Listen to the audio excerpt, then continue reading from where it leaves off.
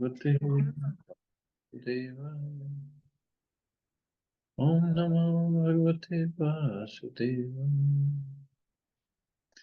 Naranam Namaskritya Naram Chaim Narottamam Devim Saraswatim Vyasam Tato Jayamudidiyat Nashtapraisha Bhadreshu Nityam Bhagavata Sevaya Bhagavati Uttam Shloke Bhaktir Bhavati Naishtaki.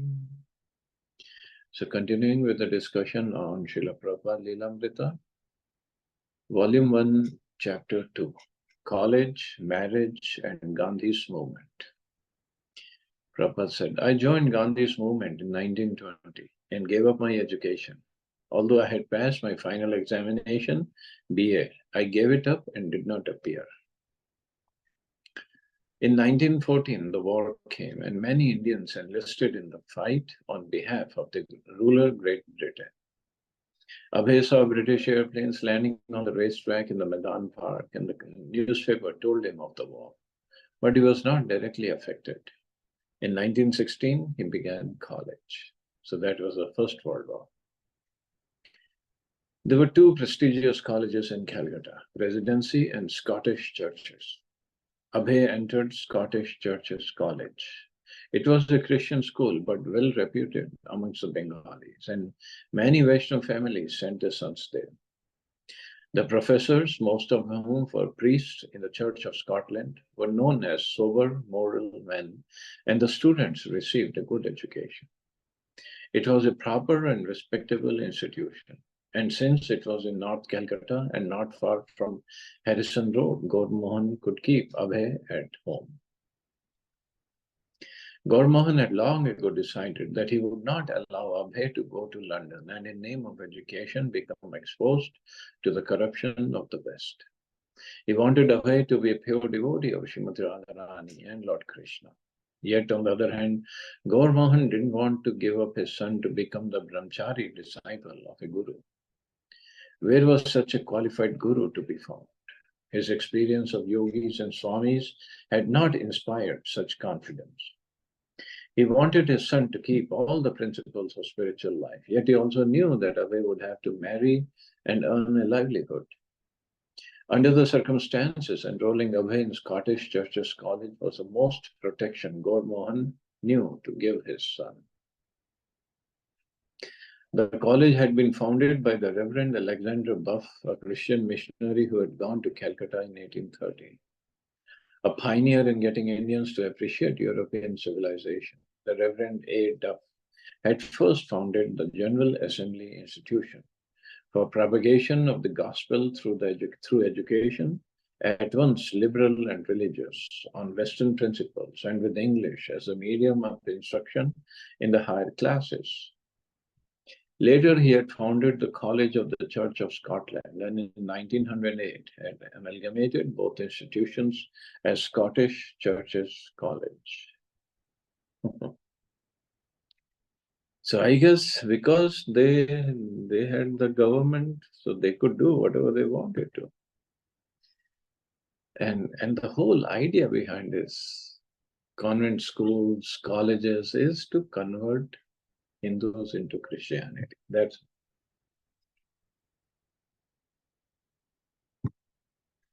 and even today, students who go and attend these schools or college, even if they don't convert at least, they don't have a good viewpoint of Hinduism. First of all, they don't study properly, and then on top of it, in these schools and colleges, negativity, so much of negativity is injected in the students' minds. They lose faith, all faith in Hinduism completely. And this is more dangerous, actually.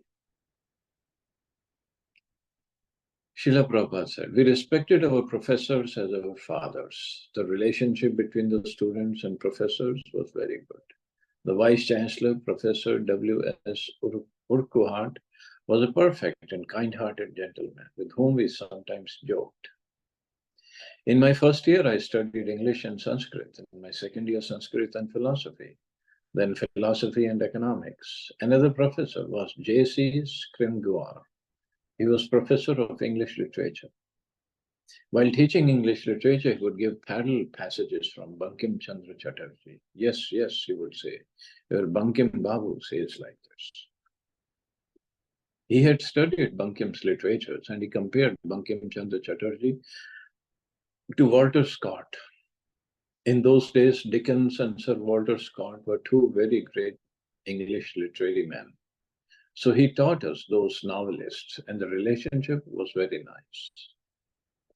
Abhay became a member of the English Society and would recite Keats, Shelley, and other poets to his classmates. As a member of the Sanskrit Society, he recited the Gita, and some of his fellow students especially noted how eloquently he recited the 11th chapter, describing the universal form of Krishna. He also played soccer and took part in theatrics.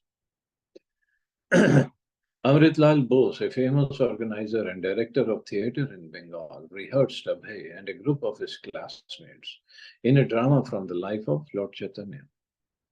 Since Chaitanya Leela was available in the public theatre for half a rupee, Mr. Bose argued, what was the need for an amateur production? And his answer was, they should appreciate your performance of Lord Chaitanya so much that after seeing it, they will agree never to sin.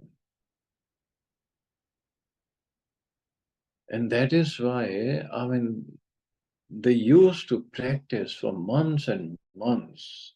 So before public, showing it to public.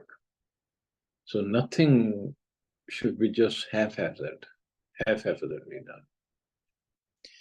The eminent director was volunteering his service and training these boys, but on one condition. They would not perform publicly unless he said the production was perfect. For more than a year, Abhay and others rehearsed the Chaitanya play until finally their director allowed them to stage a public performance. Abhay, playing the part of Advaita Acharya, noticed that many people in the audience were crying. At first, he could not understand why, but then he realized that because the players had been well trained and because they were sincere, the audience was moved. That was Abhay's first and last dramatic performance. Abhay's psychology teacher, Professor Urukwar, gave evidence that women's brain weighed less than man's. His economics professor lectured on Marshall's theory that family affection is an impetus for economic development. In Sanskrit, Abhay used a text by Rao and Webb that described Sanskrit as the mother of all languages. While studying Kalidas's Kumar Sambhav in Sanskrit, Abhay was impressed by Kalidas's explanation of the word dhira, which means undisturbed or self-controlled. According to Kalidas, once long ago, Lord Shiva was sitting in deep meditation. Because the demigods were at war with the demons, they wanted a commander-in-chief born from the semen of Lord Shiva, so the demigods sent a beautiful young girl, Parvati, to interrupt his meditation. Although Parvati worshipped Lord Shiva and even touched his genitals, he was not disturbed. His resistance to temptation was a perfect example of being dhira. As at other British-run schools in India, all the European teachers at Scottish churches had to learn the local language. Once Professor Rukwart walked past Abhay and a group of students as they were eating some peanuts and talking together. One of the students, speaking in Bengali, made a joke at Professor Rukwart's expense. To their surprise, Professor Rukwart immediately turned to the jokester and answered in Bengali, and Abhay and others felt ashamed. So this sometimes also happens with devotees. So many American or European devotees, they know Hindi, they know Bengali and maybe other languages. And so we got to be careful. Bible study was compulsory. The Bible Society had issued each student a beautifully bound Bible, and each morning everyone gathered for scripture reading, prayers, and hymns. One of the professors criticized the Vedic teachings of karma and transmigration of the soul. In a court of law, one cannot be prosecuted for a crime unless there is a witness. Similarly, he argued that according to Hindus, the soul suffers in his present life for the misdeeds of his past life. Where is a witness to these misdeeds? Abhay was displeased to hear this criticism, and he knew how to refute it, but being only a student, he had remained silent. Socially, he was inferior, and a student had little scope to challenge a professor. But he knew that the professor's argument against karma was insubstantial. He knew there was a witness. Some of the students, having come to Calcutta from small villages, viewed the big city and the presence of so many Europeans with bewilderment and timidity. But to Abhay, Calcutta and the British were not alarmed, and even held a certain fondness for his Scottish teachers. Although he looked up to them with a mixture of awe, distance, and some tension, he admired their moral uprightness and their gentle manner, courteous behavior with the boys. They seemed to him kind-hearted. The governor of Bengal, who was Scottish, once came to Scottish Churches College, visiting all the classrooms. The rooms were large, holding 150 students, but Abhay had a front row seat, and I got a close look at the famous governor, the Marquis of Jetland. The school operated on the principles of strict social distance between Europeans and Indians. Even the Bengali faculty members, being of a supposedly inferior race, had to use a faculty lounge separate from that of the European professors. Part of the college syllabus was England's Work in India by M. Ghosh, an Indian. The book elaborately explained how India had been primitive before the British rule. See, this is what they had put in our minds, and still till today this is going on. How India had been primitive before the British rule. And if India was so primitive, why did first Mughal came and they took so much of gold and jewelry away from Indian temples, not just temples, from all over. And if India was so primitive, why did British came? Why did they come? I'm sorry. Why did they come? First, they say, oh, they came to do some spice trade. But that wasn't the only reason. They saw the opulence here. Abhay's economics professor would sometimes shout at his class when he became frustrated with their slowness. Addressing them as representatives of the whole Indian nation, he would say, you should never expect independence. You cannot rule. You can only work like asses, that's all. College life was demanding. No longer was Abhay free to spend hours before the deities of Radha and Govinda early in the morning. That had been a boyhood luxury, when he would daily pass hours in the Malik's temple before the golden forms of Radha Govinda. Watching the pujaris as they worship the deities with incense, flowers, lamps, musical kirtan, and opulent prasadam. As a child, he had played with the grassy compound of the temple, or watched the men cooking kachoris on the roadside, or bicycled or flown his kite with Bhavtarini. His life had always centered on his home at Harrison Road. His mother's talk, his father's worshipping Krishna. These scenes were now past. Now he spent his days within the compound of Scottish Churches College. Here there was also a lawn and a garden with birds, and even a small banyan tree. But instead of worship, there was study. The atmosphere at Scottish churches was academic, and even the casual conversation among the students as they gathered before the notice boards at the main entrance or passed in groups in and out of the main gates was usually about class assignments or collegiate activities.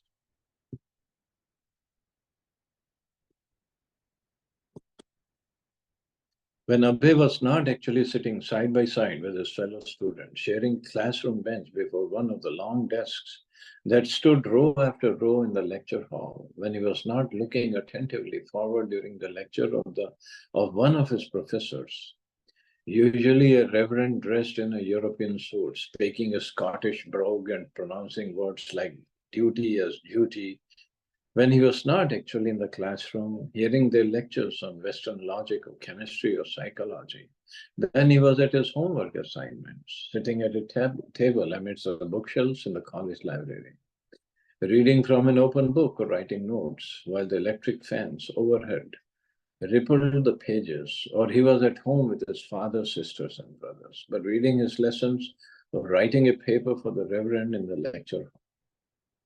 He had to abandon worshipping the Krishna deity he had demanded his father gave him years before. He had retired his deities to a closed box because he could not serve them properly, so he kept them boxed. Gaur Mohan was undisturbed that his pet son could no longer attend to all the devotional activities of his childhood. He saw that Abhay was remaining pure in his habits, that he was not adopting Western ideas or challenging his own culture, and that as a student at Scottish Churches College, he would not likely be exposed to immoral behavior. Gaur Mohan was satisfied to see Abhay getting a good education to prepare for a career after graduation. He would be a responsible Vaishnav. He would soon marry and get a job. One of Abhay's classmates and close companions was Rupendranath Mitra. Abhay and Rupen would study together and sit side by side in the assembly hall during Bible classes, uttering the compulsory prayers. Rupen noticed that although Abhay was a serious student, he was never enamored of Western education or ambitious for scholastic achievements. Abhay would confide to Rupen, I don't like these things, and sometimes he spoke of moving away. What are you thinking? Rupen would ask. And Abhay would reveal his mind. Rupen found that Abhay was thinking about something religious, something philosophical or devotional about God. Abhay studied the Western philosophers and scientists, and yet they held no fascination for him. After all, they were only speculating, and their conclusions were not in the devotion mood and spirit of the Vaishnav training he had received from his father and the Vedic scriptures. The sudden access to the wealth of Western knowledge, which created in some an appetite to study deeply, and in others a desire to get ahead in the world through good grades and career, left Abhay untouched. Certainly within his heart, he was always thinking of something religious, something philosophical or devotional about God. Yet, as a Scottish Churches College man, he gave his time and attention to academic life. One night after his first year of college, Abhay had an unusual dream. The deity of Krishna, his father had given him, appeared to Abhay, complaining, Why have you put me away in this box? You should take me out and worship me again. Abhay felt sorry that he had neglected his deity, and he resumed his worship of Radha and Krishna at home, despite his assignments. In the class now, that is also very nice.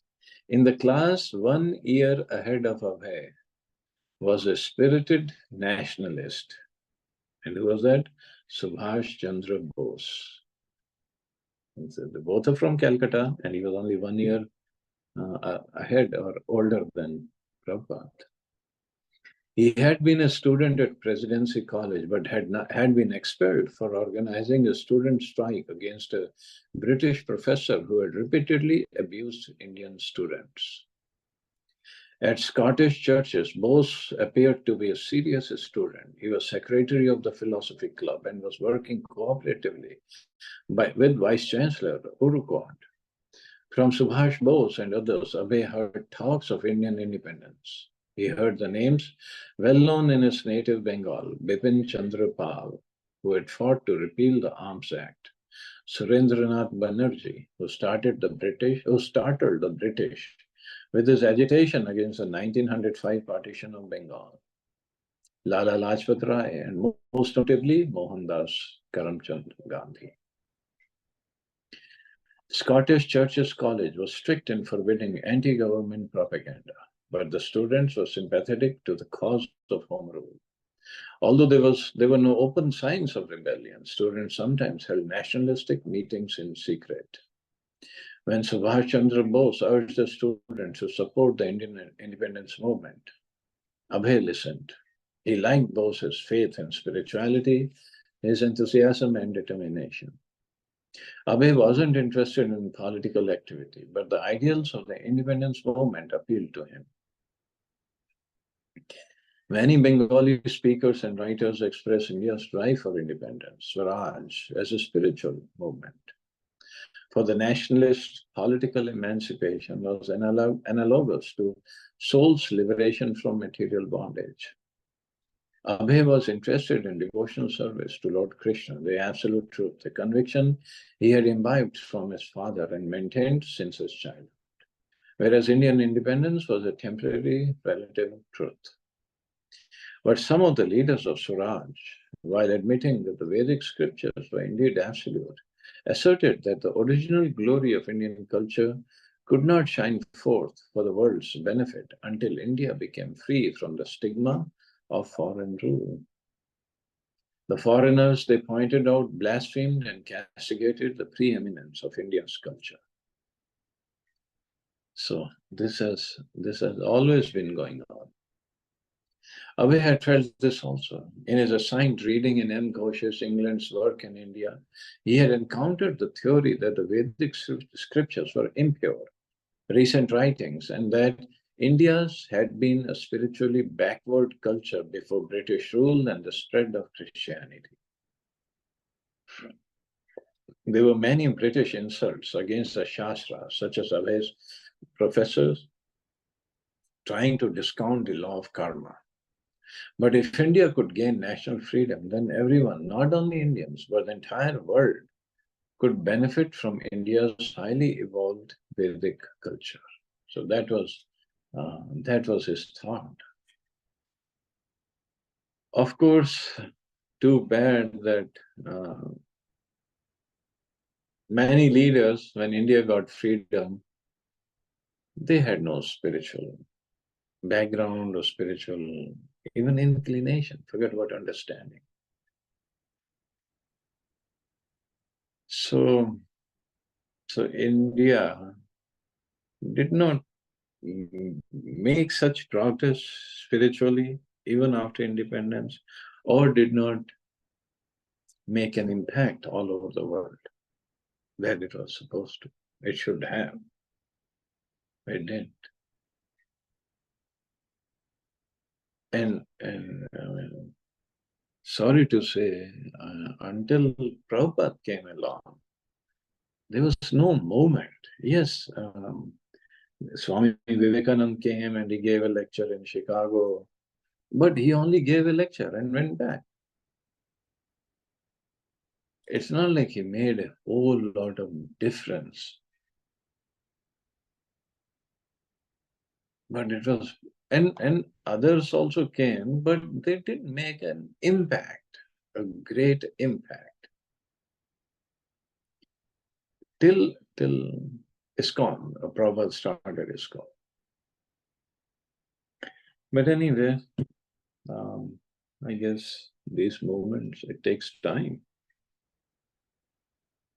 So Prabhupada had started something which he has given us to take it further. I guess we can stop here, see if anybody has any questions or comments.